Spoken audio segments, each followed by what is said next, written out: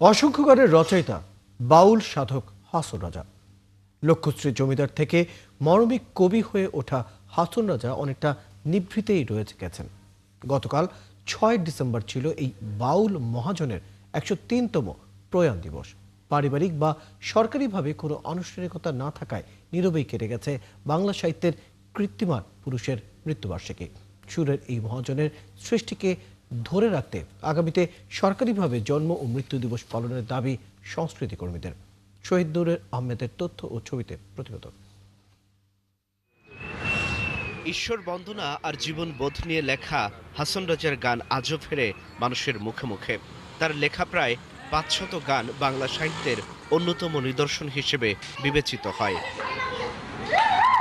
তার জন্মভূমি সুনামগঞ্জের সাংস্কৃতিক কর্মীরা জানান, প্রতি বছর সরকারিভাবে এই মরমী কবির মৃত্যুদিন স্মরণ করা হয়, কিন্তু এবার সরকারিভাবে কোনো ধরনের আনুষ্ঠানিকতা ছিল না। আমাদের হাসন রাজার গান যাতে বিকৃত না করা হয় এবং শুদ্ধভাবে যাতে গানটা গাওয়া হয়, একটাই আমরা শিল্পী হিসেবে আমরা দাবি করছি যে হাসন রাজাকে নিয়ে আমাদের সুনামগঞ্জে অনেক চর্চা করা উচিত। যারা নতুন প্রজন্মে আছি আমরা উনাদের সম্পর্কে জানতে চাই, শিখতে চাই এবং পরের প্রজন্ম যারা আছে তাদেরকে জানাতে চাই। আর তার পরিবারের সদস্যরা জানান, সরকারের পক্ষ থেকে কোনো উদ্যোগ না থাকাটা হতাশার। তবে এই ডিসেম্বরের শেষে তারা হাসন রাজা স্মরণ উৎসবের আয়োজন করবেন। হাসন রাজা ট্রাস্ট মূলত হাসন রাজার পরিবারের পক্ষ থেকে একটা অনুষ্ঠানের আয়োজন করি, এবছরও করব।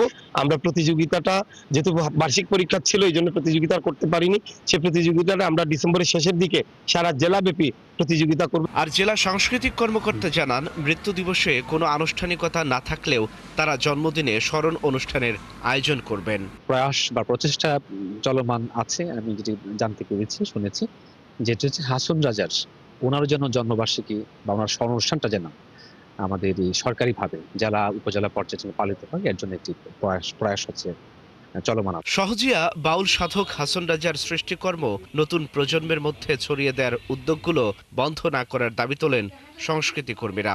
একদিন তোর হইব রে মহরম রে হাসন রাজা, একদিন তোর হইব রে মরণ। আল ইমরান, ৭১। মায়া জালে দেরিয়া মরণ না হইল স্মরণ রে হাসন রাজা।